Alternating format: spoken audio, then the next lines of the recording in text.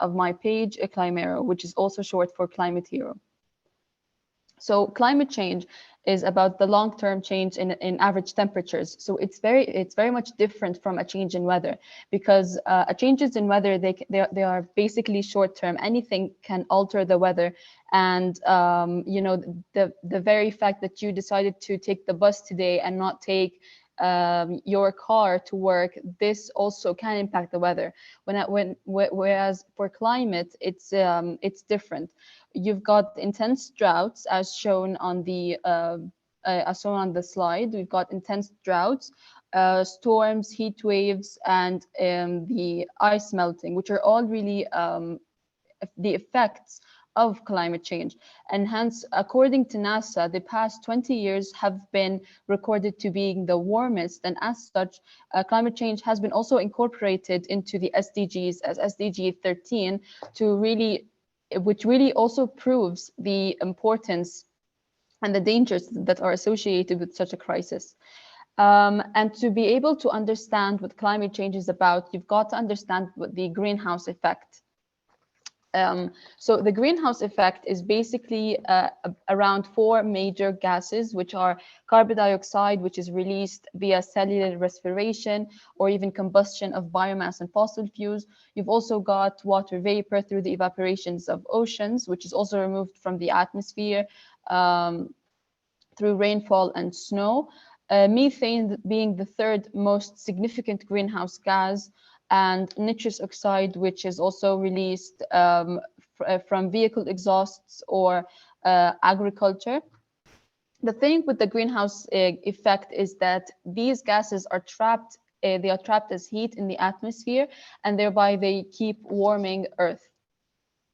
And now, how are they produced? As you can see, they are produced through coal mining, which releases CO2 and nitrous oxide during combustion. Also the consumption of fossil fuels, which releases CO2 and other greenhouse gases, whereas they trap heat in the atmosphere, and as such, they are considered to be primary contributors to climate change. We also have deforestation, where plants, we know that the fact that when we cut plants, we are basically cutting the process of photosynthesis, which takes in CO2 and releases oxygen in return. The fact that deforestation is quite becoming prominent has reduced the ability of plants to perform such a process, which is at the essence of reducing CO2.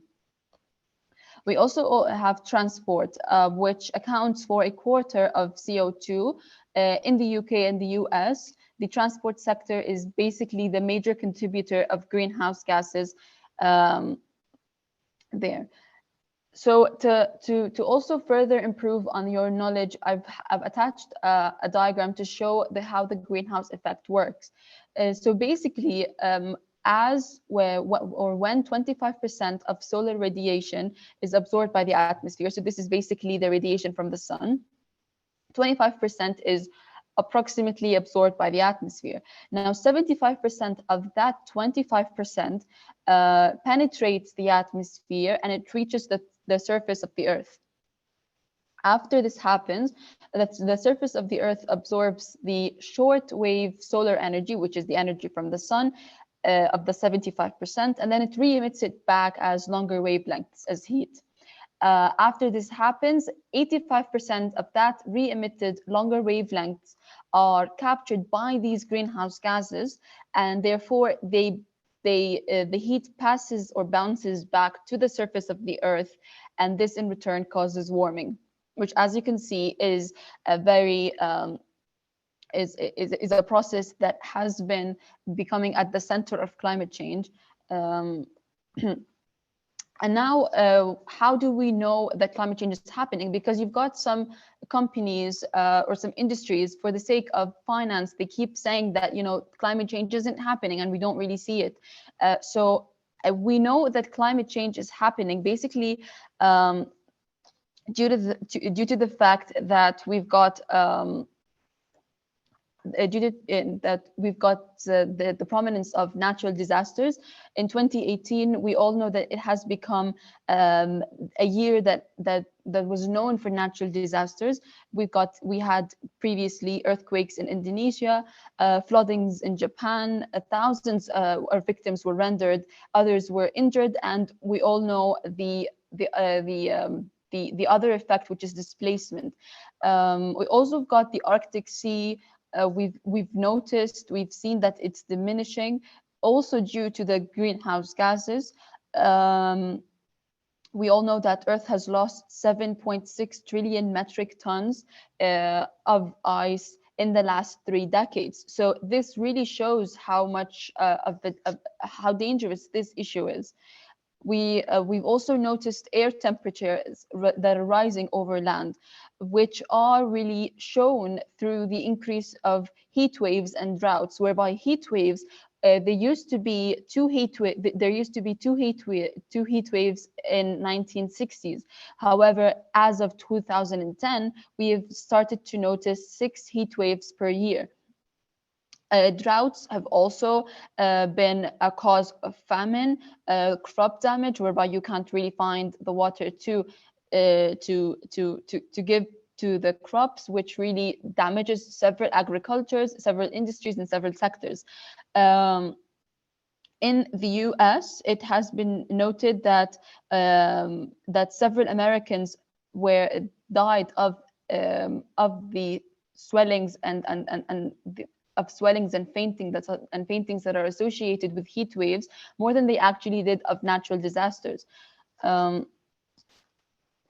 now we should also denote on the influence on ecosystems and also on the economy and the human health. To begin with, the effect of climate change has laid its influence immensely on the ecosystem. This is illustrated via the food webs, because we know that climate change affects where the animals live and their interaction. We have, in certain environments, you have a no association, a positive association, and a negative association.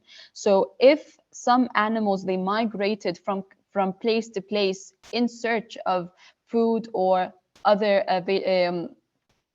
resources, they are most likely going to cause competition for animals that already existed in that atmosphere or in that ecosystem. And as such, if this animal had a negative association with that specific ecosystem and the animal migrated there, then it is most likely that the already living animals in that ecosystem are going to face intense competition. So it really overwhelms the capacity of ecosystems, and also we've seen that extinction and how the change in migration has affected or has been affected as a result of climate change, whereby in a California study, 16 out of 23 butterfly species, they shifted their migration timing and they arrived earlier. So this really shows that what I've been talking about before, which is how the fact that they arrived before they can, or before their food resources are available at that time. Therefore, they disrupted the entire ecosystem. And when it comes to extinctions, the Intergovernmental Panel on Climate Change estimates risk of 20 to 30% of plants and animals to be extinct due to climate change if temperatures they continue to rise as they are currently. Moving on to the effect of climate change on human health, as we can see, recently we've seen several forest fires occurring in several countries, which has caused displacement and victims, others were injured. But when it comes to other influences that maybe you don't really, it's not as dangerous as a displacement, but they're there. Heat illness related to hearts and kidneys, all these organs are going to be affected by the rising temperatures.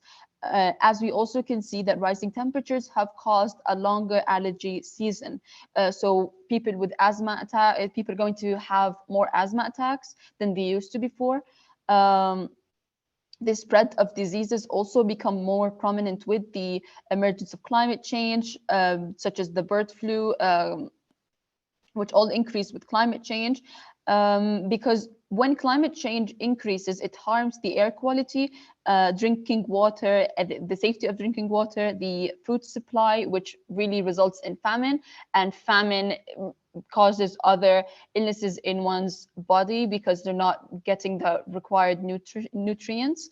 70 people were also killed because of Canada's heat wave, as most of these people, they lived alone in the apartments and they didn't have any air conditioners. So they also had chronic health conditions, and thus they weren't able to survive the heat wave.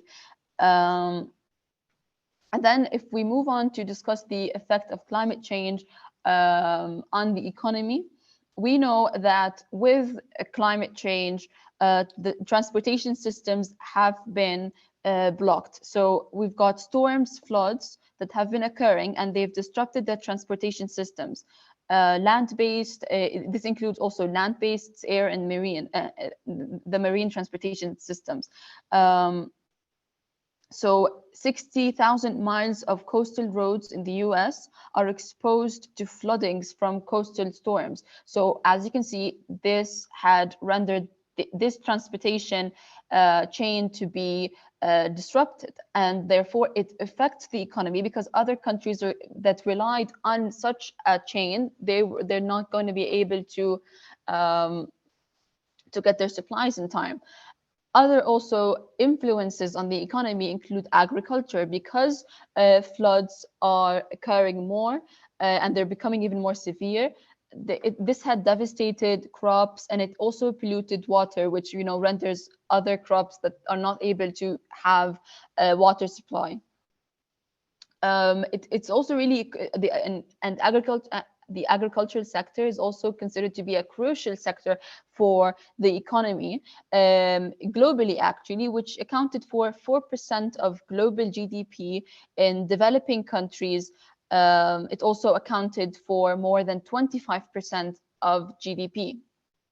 So as you can see, this renders as a severe influence on climate change, which also increases poverty, because the production and trading of yields from lands all decrease, and it becomes more difficult. So it's also even projected that more than 100 million people will live in poverty by 2030. So if we didn't tackle the problem now, then we would have some dangerous effect in the short future. So right now, there's an activity to do a survey. So if the admin could just attach the link I've provided before on the chat so that the participants can do it.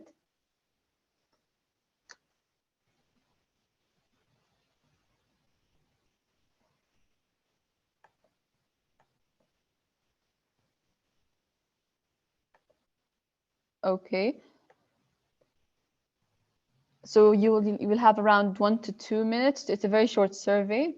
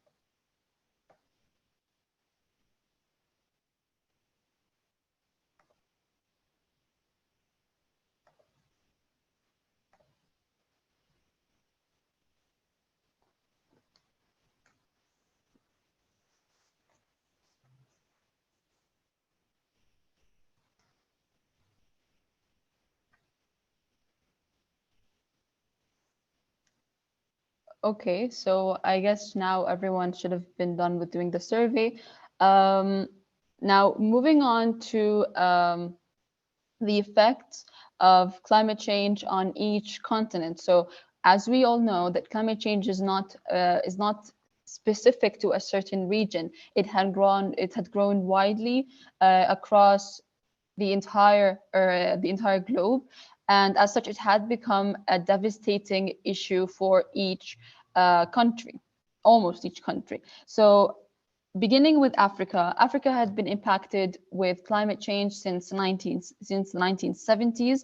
Um, West Africa has been known as a climate change hotspot, whereby crop yields and production will decrease. They have been projected to decrease, and they are already beginning to decrease, and it will also affect food security. They also have the problem with Africa is that they don't have an adaptive capacity. So because they're because they're because of their high dependence on ecosystems for trade, they will most likely going to be affected severely as temperatures continue to rise and as their agricultural sector will be also affected. So also the changes in rainfall patterns have also further affected agriculture, and they also decreased food resources. Hundreds of people also who depend on rainfall for food growth will no longer be able to grow their food and maybe trade it with locally or internationally, and therefore this will also affect their economy. By 2050, also GDP for Africa has been predicted to possibly increase to up to 30%, which could be devastating for countries that are economically um, struggling. And when it comes to Europe, Europe has also been facing extreme weathers. Some countries have been affected with severe floodings, others with forest fires. Sweden's forest fires in 2018 had rendered evacuations of around 100 people. And if temperatures further continue to rise by 3.5% Celsius, then climate damages could add up to reach around 190 billion euros, which could also which is also affect their economy. In Europe, also, most of the 9 billion euro losses or annual losses have been caused by droughts effects, by droughts that have affected their agriculture, and therefore it also affected energy sectors and water supply. As for America, we have seen several economic losses and natural disasters, and just a few weeks ago, the World Meteorological Organization had said that an intense and dangerous heat wave is gripping Northwest USA and Western Canada, which also had resulted in the heat wave and forest fires that we've seen. Brazil food production losses had also been caused by climate change, whereby a 1% increase, 1 Celsius increase had results in from 9 till 13%. A reduction in soy and corn production, which also is at the essence of Brazil's exports. See, in 2020, exports of soybeans alone reached $28.6 billion. So if the temperature continues to rise, then a major sector is going to be affected in Brazil, which is going to affect their economy. We've also in Uruguay, the 2005 Uruguay storm had rendered 7 victims and had damaged the infrastructure and the transportation.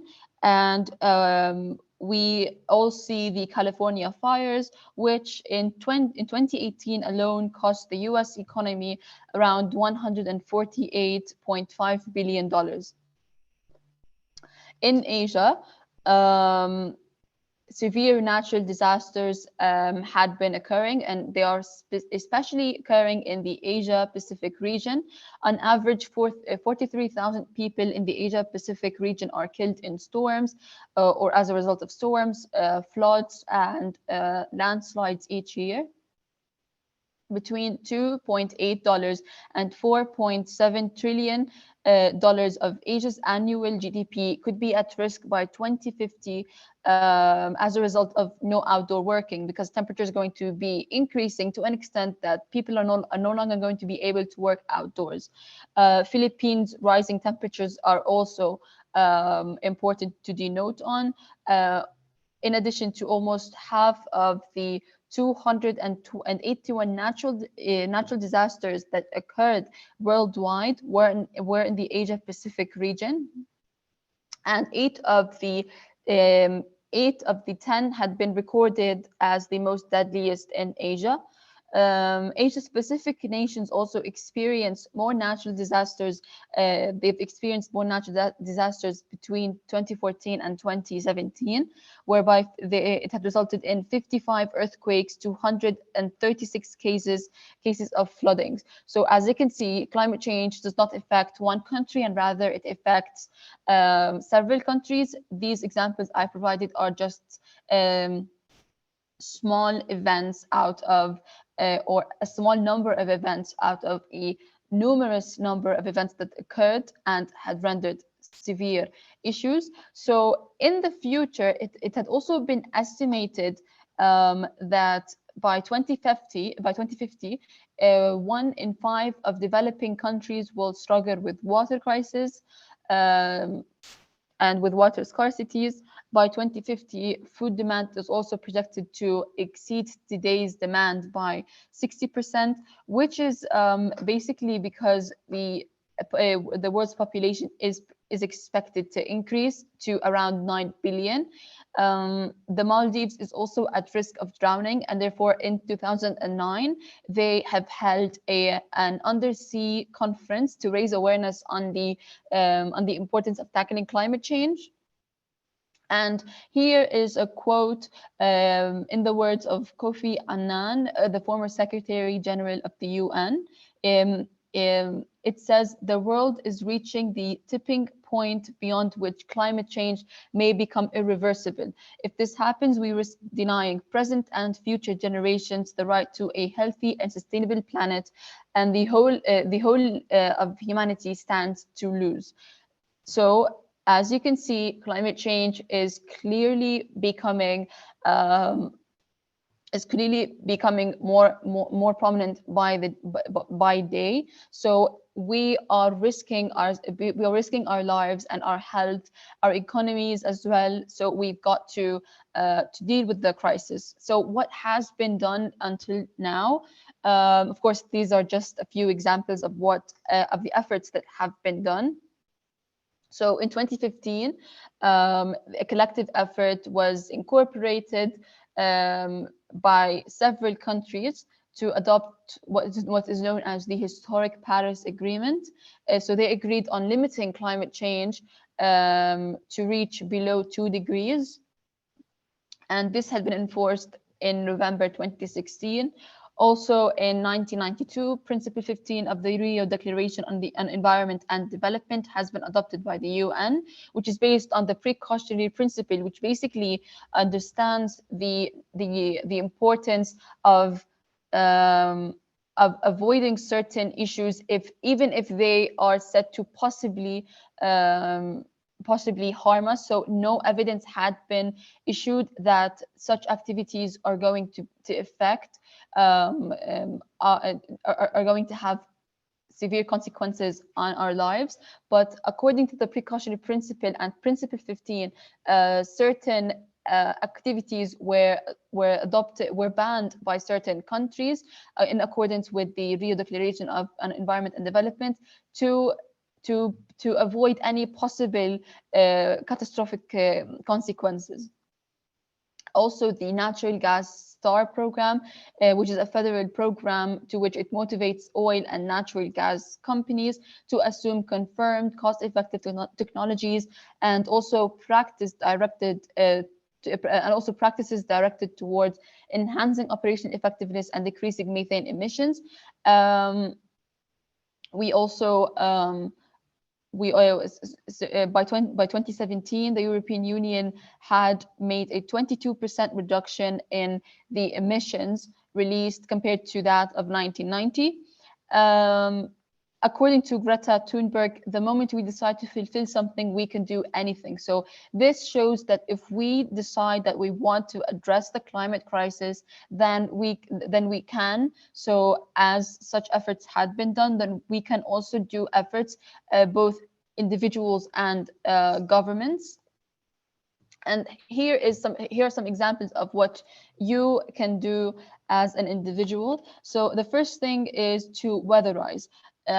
We know that if you seal your home, no energy is going to be wasted. So not only does this save energy and protect the environment, but this also saves you around $400 each year. So it can be financially, and it can account as a financial advantage. According to the Energy Department, around 25 to 30% of energy has been lost via windows. So you're basically using using energy, and a proportion of that energy is being lost and you're not making use of it, and you are still paying for it. So if you weatherize your houses, then this can account as a solution. Also, reducing wastewater had been because several countries are struggling with water crisis, with a water crisis such as Jordan. Because it has been estimated that globally 359 billion cubic meters per year have been lost of water, which is basically equivalent to 144 million sized Olympic pools, according to Edward Jones, which is a PhD researcher. Renewable energy also accounts as a massive solution for climate change. So 100% renewable energy can save Americans only $321 billion in energy costs. So imagine the effect of using renewable energy globally. No single use has also been a prominent issue. So several people, if not all people, they keep using single-use plastics such as straws or